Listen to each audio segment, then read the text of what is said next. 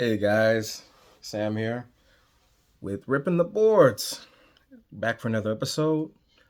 And man, now that I've had a night to sit and think about what happened in yesterday's Daytona 500, there's a lot that I want to talk about. So let's get into it. Um, so we're seeing the racing still needs a lot of work. It's better than when the Gen 7 first started, but it still needs a lot of work. There's still way too much drag in these cars. They're just slamming into the back of each other just to get half a car. Like it shouldn't be like that.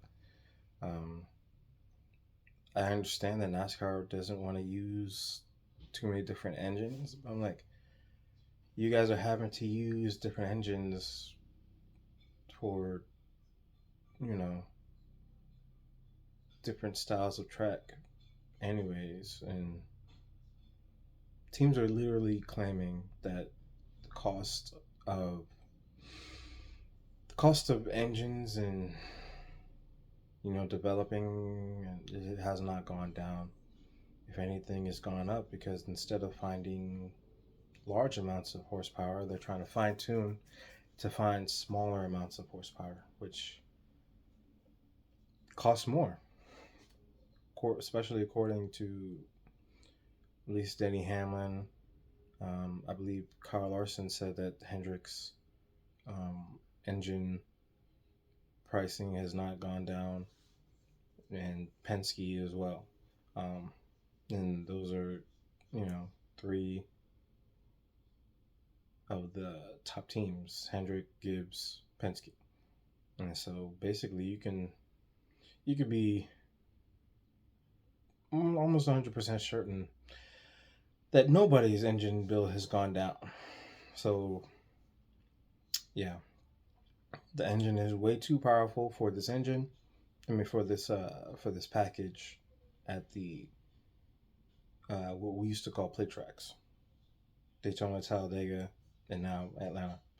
But yeah, the engine is way too powerful, and so in order to keep it uh, speed sort of low, like 185, 190, max maybe 200 or so, um, there's just so much drag, and we already have a lot of downforce in the cars with the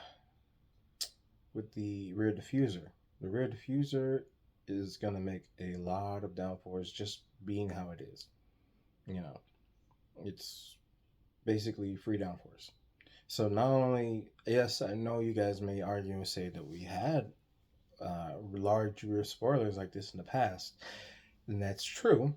But we also did not have in the past a rear diffuser that will just add on to the amount of drag. So basically, you have a powerful engine, but you can't go anywhere unless you're ganging up. Unless you're ganging up on someone, it shouldn't be like that. It really shouldn't be like that. You should sort of be able to hold your own a little bit. That's what made Gen 4 and Gen 5 and early Gen 6 so enjoyable, was that, yeah, you had dominant cars, but you could sort of make your own moves. You didn't have to rely so heavily on other cars just to make a move at all. And so I feel like that needs to change. That's something that really needs to be changed in order for us to be able to get the style of drafting back that drivers enjoy and actual fans of NASCAR enjoy. And I say actual fans because you have your fans who tune in to watch plate racing and nothing else. Why? Because they know that it's almost guaranteed that there's going to be a huge wreck. And so back when we first got the Gen 7, and then it was hurting people when they were crashing, I guess I was in the minority in saying that it wasn't a super terrible thing. Hear me out when I say, over the years, the cars have just gotten so safe that you feel like these drivers have just the liberty to just do whatever they want with no repercussions for their actions. It's not like NASCAR is gonna hand people penalties for aggressive driving like they did back in the mid 2000s, And the cars have just gotten more safe since then, and when you don't have those penalties, it's almost like, all right, I'm gonna just stick my nose in here, and if I don't make it out, then like literally, we have a quote going around of an ARCA driver from last year saying, "Oh, I'm just gonna push the gas till all the way down to the floor, and I'm not lifting until I see the checkered flag or I see God." And spoiler alert, he crashed hard. So he didn't win. He didn't win, and he crashed hard. This is the kind of style of racing that we have now. And I feel like that's exactly what NASCAR wants. They like all this calamity. They're like, oh, this is how we get storylines and all that nonsense. No, clean racing. If you're an actual racing fan, clean racing to where you actually have to make maneuvers instead of just slamming into the back of somebody or hoping, oh, I'm hoping the whole field wrecks out so I can get free positions. Back in the past, that's not how things used to be. You actually could make your way through the field. You actually could um, make things happen on your own. Yes, you have a pack, but there was movement. And so this two by two, it looks good on TV. It's in a still image. But once you actually get to watching it, you see that there's no substance. There's nothing going on. And it makes me, as a fan that's been watching for, this would be my 25th year watching NASCAR religiously, um, makes me very frustrated. It makes me wonder what path my favorite sport is continuing to go down and doubling down on and tripling down on, and it just will not budge. Um, so that, along with what we have had for a long time, um, I, for one, I love green white checkers, but they've become they've become the norm. They used to be special. They used to be special. They're no longer special. They happen almost every week. I believe 2024 broke the record across all three series for the most. Actually, no, I believe 2023 was the most for the Truck Series, but for Cup and Xfinity, I'm pretty sure that 2024 was the record for green white checkers. And last night's Daytona 500 was no exception. This is all it is now, especially with the Gen 7. This is what you get. Gen 7 racing. Overtime finishes, it seems inevitable. And even if you have a race that has a 15 lap run towards the end, people are complaining, like, oh, it was boring. You got strung out towards the end. Like, then don't watch. Just don't watch. It's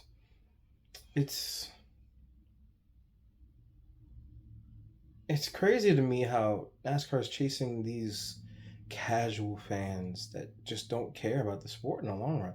They don't care about its growth. They don't care if it's healthy. They just want to be entertained, and that's who NASCAR is chasing. It's it's it's asinine. It's tiring,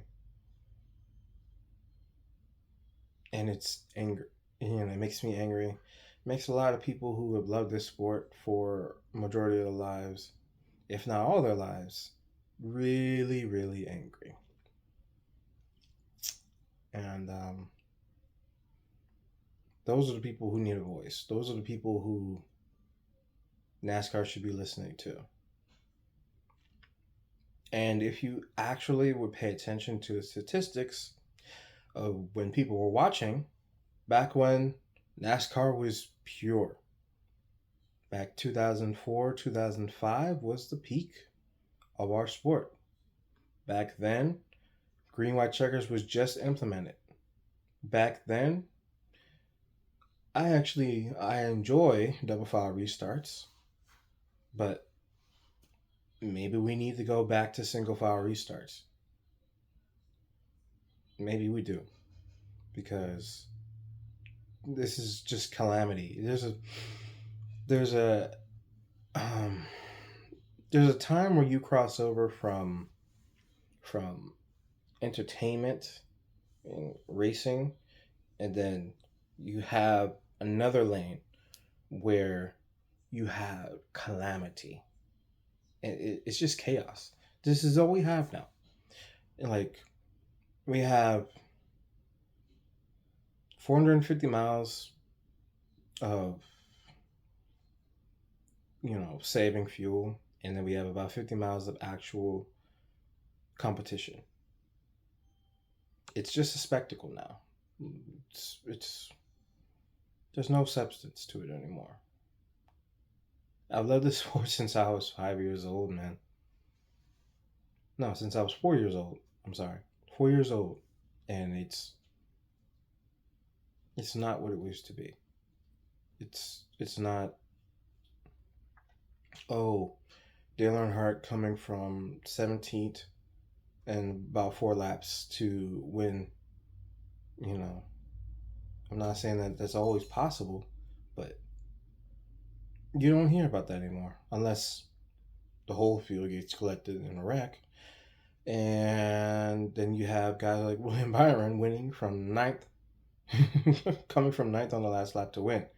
Like, oh, how did he do it? And he just survived. He survived. That's basically what happened. He survived the wreck and was unscathed, and that's how we won. He didn't do anything. He was there. And I, for one, I'm tired of our winners, especially when it comes to plate racing, just being there. And there have been some winners, that have, you know, they won races by being there. And sometimes that happens, but it's happening more often than not. Look at 2022. Daytona 500, Austin Cindric won. He ran great that whole race. But it's like all he really had to do was just knock everyone out of the way. Knock everyone out of the way. Like, literally, if you look, if you just pinball, boom, boom, boom, boom, boom. Knocked Blaney into the wall, knocked Bubba below the yellow line. And so even if he did pass him, you're like, no, screw him. Like, oh, you passed below the line. It's stupid. And then we go to Talladega. Actually, no, we go to Atlanta. And then we have a huge last lap wreck with Byron coming away with the trophy. And we just went knocking people below the line. Bell got knocked below the line, and they didn't penalize the guy who knocked him below the line. And then Byron was just able to just come around and, take the victory. It's like, it's not fun. Then you go to Talladega a few weeks later. Ross Chastain just held the bottom line when everyone else around him is either wrecking or making bad blocks when they didn't need to move. And that's how he walks away with the win. You see what I'm saying? It's a pattern. We're no longer having guys go out and win. They're getting lucky. I know Richard Petty would say, I'd rather be lucky than good any day. But this is to the extreme. There's no method to this madness anymore. And we got to do something about it. We really got to do something about it. Actually, I do know what needs to change, but it's not going to change. We need to get rid of all this downforce on the cars. Just way too much drag. Um, we can get downforce another way. Get the noses back on the ground. Get the rear in the car back in the air a little bit, and so we'll be able to make more passes that way. And I'm talking purely at the drafting tracks. Everything else, every challenge needs to be tackled piece by piece. We may need to revisit overtime finishes. It may need to be limited to one attempt again, or maybe three. I don't know. I know we only had one attempt yesterday, but that's probably only because half the field was already gone, and so the energy is going to be a lot less. Yeah, I'm tired of my Daytona 500s ending under caution for no reason. You know, yes, the race ended under green, but that was only because people have been complaining with NASCAR all weekend since last year because they were so quick to for the trigger to call the cautions. We saw that on Thursday. We saw that um, yeah, we saw that on Thursday a lot, you know, um, with Eric Jones and Austin Cindric. Eric Jones beat him to the line, but Austin Cindric was ahead at the time of caution when they were literally about 100 feet away from the line. It's literally a fraction of a second. It's probably like less than a third of a second. That's all you needed. You can't wait a third of a second when the two cars who are competing for the win to cross the line, it's dumb. It's really dumb, and I can't believe that NASCAR keeps doing this. It's like they refuse to get out of their own way. Speaking of cautions,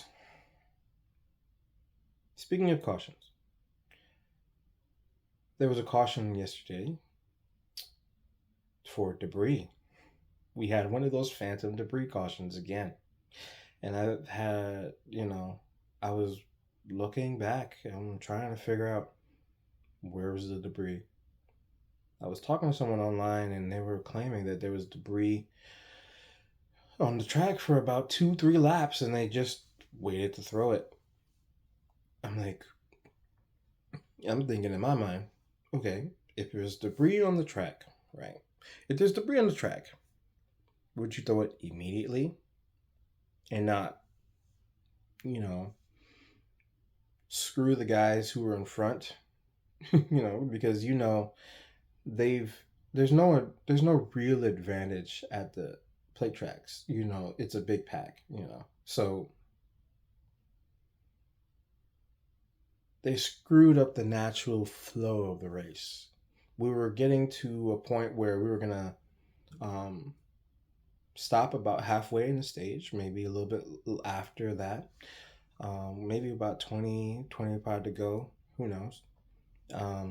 We're gonna have green flag pit stops and have the guys battle to the end from there. I'm pretty sure NASCAR just got tired of green flag racing. They didn't want people coming down pit road to do pit stops on the green, so they were like, "Oh, we'll fix that. Caution." They're in control, and since they didn't really have a reason, they could just say debris because safety. Debris. We have to throw the caution for safety. Mm-hmm. So there's that. And then afterwards, you guys know what happened. We had our 3 big ones in almost, quick succession. We had one. What was the big one? 15 to go. And then, 5 to go, and then on the white flag lap, So yeah, we had a couple cautions before that, but there was a couple crashes before that, but those were actual legit crashes. This one was the most influential caution because, as we all know, if we're all NASCAR fans, we all know that at the drafting tracks, that not all the groups are able to get on and off pit road the same. And so for a while, they're spread apart until, someone gets to racing, and then it allows guys that didn't have as good of pit stops to catch back up. And so what it was going to create was a dash to the finish where there was only going to be a few cars,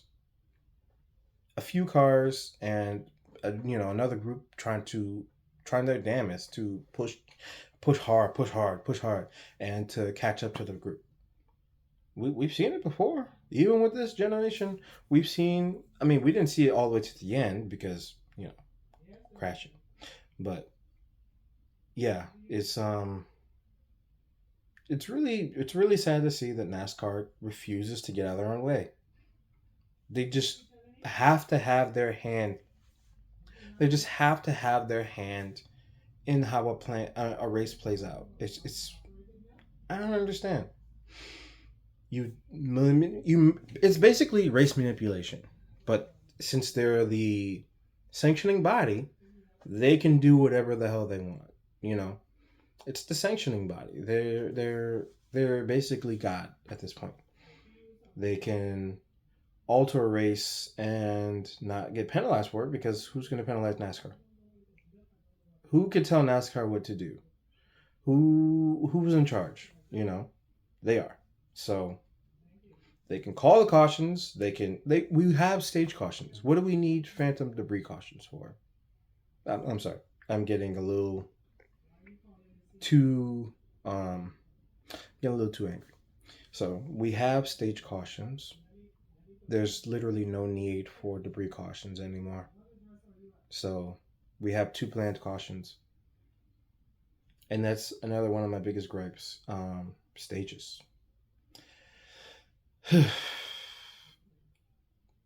If you guys understand, since the implementation of stage racing, in the Daytona 500 alone, we've only had one, if I'm not mistaken, we've only had one race, one race end under green that had an actual run to the finish. 2017. And that was when guys were running out of fuel because it stretched it, to a point where they just couldn't hold on anymore. And so we had guys dropping out. And so the end sort of turned out anticlimactic to a point because people just, running out of fuel. I like that kind of drama because it's, it's another thing you had to consider, fuel. But when everybody's saving the entire race just to push in the last few laps, I don't enjoy that. But here we were, 2017. We had Kurt Busch. We had Chase Elliott before he was able to win, Kyle Larson, and a few others. But those were the real players in that race. And so we just one by one they had to pull off and try to get fuel because they were running out in the closing laps. And that's the only one in the entire stage era that has done that. Yeah, because 2018 we had a mad dash to the finish. I believe it was a green light checkered, or it was really close to the end. And Austin Dillon just right rear hooks Amarola into the outside wall. It's funny how right rear hooking has become such a big topic, but in 2018 we had multiple right rear hooks and no one seems to remember it, or it gets glorified like the finish of the Daytona 500 when Austin Dillon literally had the momentum. He could have passed him without almost killing him. It's stupid. 2019, similar deal. We had a big wreck towards the end that we had a really short dash. I believe that was also overtime. 2020, we all know how that ended. Ryan Newman. Yeah. 2021, same deal. On the backstretch, last lap. Boom. Race end. Race done. I mean, I may catch some flack for this, but I feel like that could also have been raced back. Yes, the car was on fire. You know, we didn't know exactly what was going on, but I believe if the leaders are already clear and they don't need to go back around there, they don't need to race back around, then just let them go. That's what I believe. NASCAR is dangerous. It's always going to be dangerous unless we just have it so they can only go 60 miles an hour everywhere. And even still, pit road is 50 miles an hour some places, and it's one of the most hectic places on a racetrack sometimes. Racing is dangerous. Certain things it just comes with the territory, I believe. I don't care if I catch flack for it. It's what it is. 2022, we had Stenhouse and Keselowski just taking out the whole field, doing their best demolition derby impression, and so we had a green white checker there. But we had a green flag finish, which was the last green flag finish until yesterday. But all these races that I've mentioned, except for 2017, in the stage racing era, they have all ended under caution, or they've had a huge wreck to almost to end the race, except for 2017. 23, final lap, big wreck. 24, we had a wreck to end the race. It wasn't a huge wreck, but I felt like it could have been raced all the way back around, but NASCAR was quick to pull the trigger. Hello, race over. Yay. Yeah. So I know I've been ranting, I'm sorry. But I will bring it to a close. What needs to change? The amount of downforce on these cars. There's way too much downforce. We have too much drag. The engines are too big. So we need to reduce the power, reduce the drag. We need NASCAR to not throw cautions that are unnecessary. We need to get rid of stage racing, or at least stage cautions. We may need to limit green white checkers. They may just need to be one attempt, because it seems like it's just okay. So we've had people going for it. You can go for it. Look at pre-stage racing, and even before that, look at overtime finishes in the 500. I'm talking about just the 500 alone. I'm not even talking about the hundreds and thousands of other races that have been affected by it. So let's just talk about this one race, our biggest race of the season, which is also our first race, if you don't count the Clash and the duels. It's our first points-paying race of the season. 2025, wreck on the last lap. 24, wreck on the last lap. 23, wreck on the last lap. 22, they didn't get called, but there was accidents that happened on the last lap. 21, huge wreck on the last lap.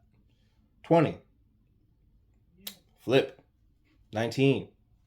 It ended on the green, but before that, we only had like 5 cars left, like 5, 6 actual competitive cars, because of what? A huge wreck in the closing laps. 2018, last lap wreck. Yeah, we got to race around, but last lap wreck. 2017, the only one who actually ended naturally. Only one. 2016, ended naturally in about 10 lap run. 10? Was it 10 laps? About that much. Yeah, about 10 laps.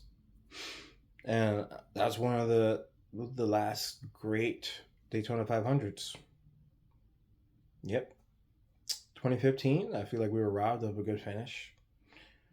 NASCAR threw with caution. Again. Just can't get out of their own way. They refuse to get out of their own way. And in the name of safety. If you really care about safety, then stop allowing these guys to just run into each other recklessly. Do something about them wrecking each other on purpose. Don't throw so many cautions unless they are absolutely necessary. When we have advantages in racing, like when we see breakaways, like how we used to see back in the 2010s, like early 2010s,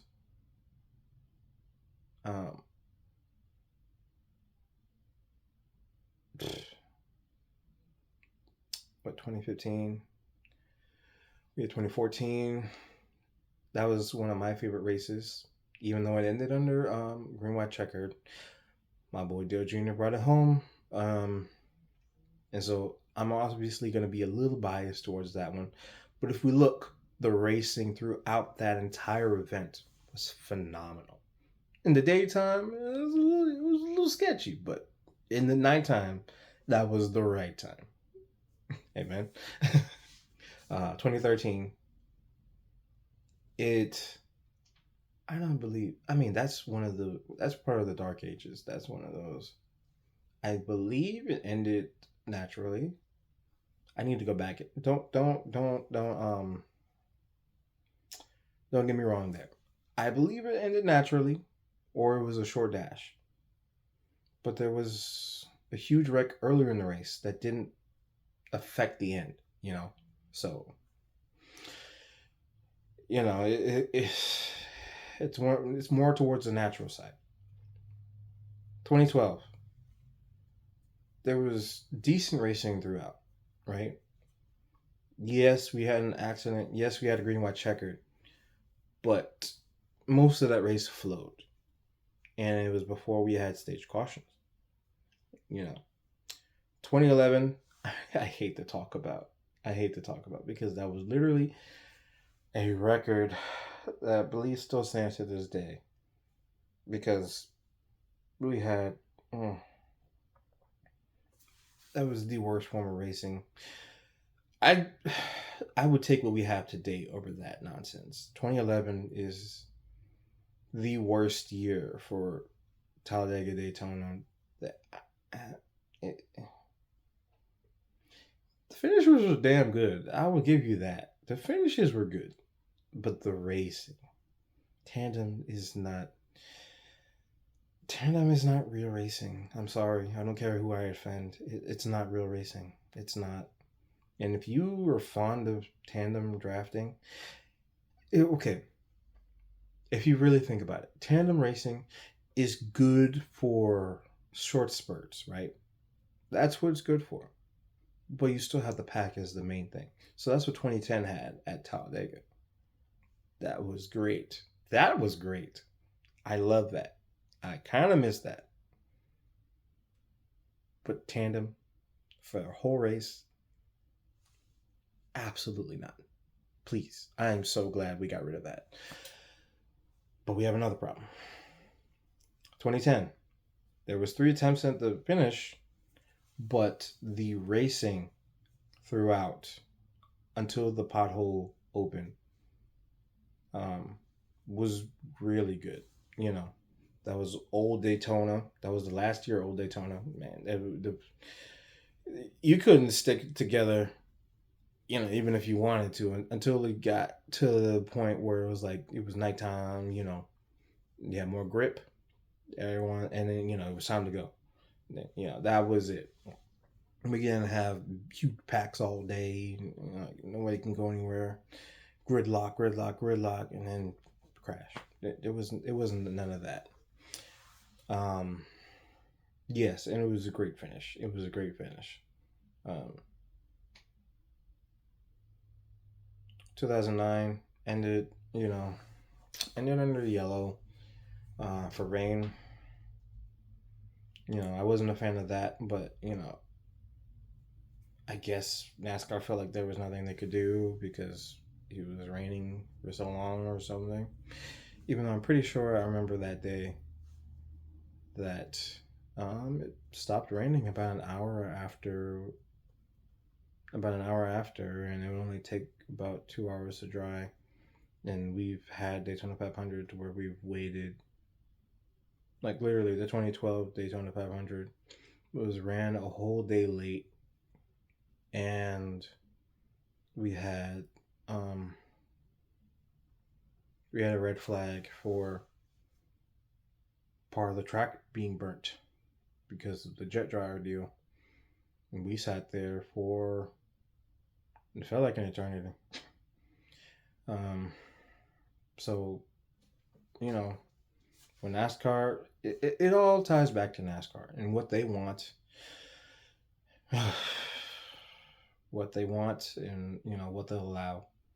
You know, I'm just looking back. It makes me angry how much they just influence races with their calls or lack of calls. 2008, green white checker, but the racing was phenomenal. You know, 2009 was also a pretty good year of racing. Like it was phenomenal. I like that. The finish. Eh, I would have liked to see it um, end naturally, but sometimes you just can't have that. 2007 was one of the best 500s I remember ever seeing. And even though it had a green white checkered, again, which is a running theme here, green white checkers, it was a phenomenal race throughout. It was a phenomenal race throughout. 2006, but another green white checkered. 2005, a phenomenal racing throughout, but another green white checkered. So we've had a running theme here for a long time, ever since the implementation of um, green white checkers and now stage racing, stage cautions. We've had a problem.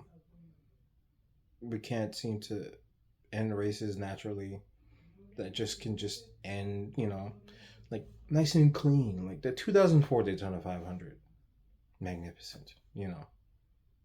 2003, I feel like we were shaping up to have it run really good if the skies didn't just open up. Um, but the race was pretty good. Like I enjoyed that. 2002, it was great until it wasn't. But the ending was, the ending was really good. And then 2001, we already know what happened. So 2000, 2000, people will say it was terrible, and I will agree. But I I tend to enjoy more like long runs. I love long runs. I don't care what anyone says. I love long runs.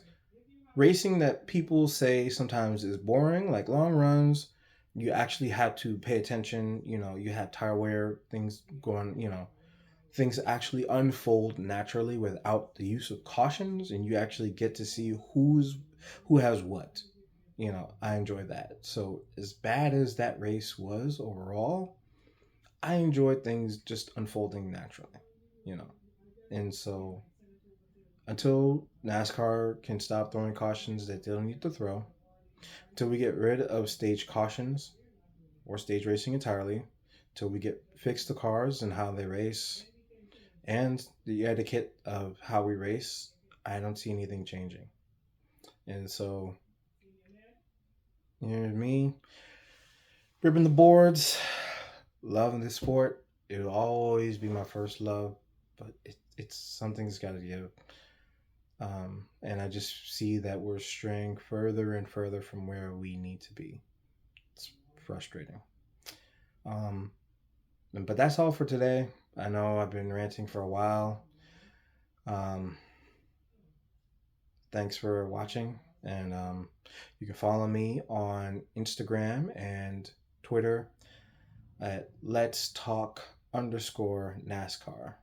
That's Let's Talk underscore NASCAR on Instagram and Twitter. I'm never gonna call it X. That's disgusting. On Twitter. Um, yeah. Follow for more, and I'll see you guys next time. Peace.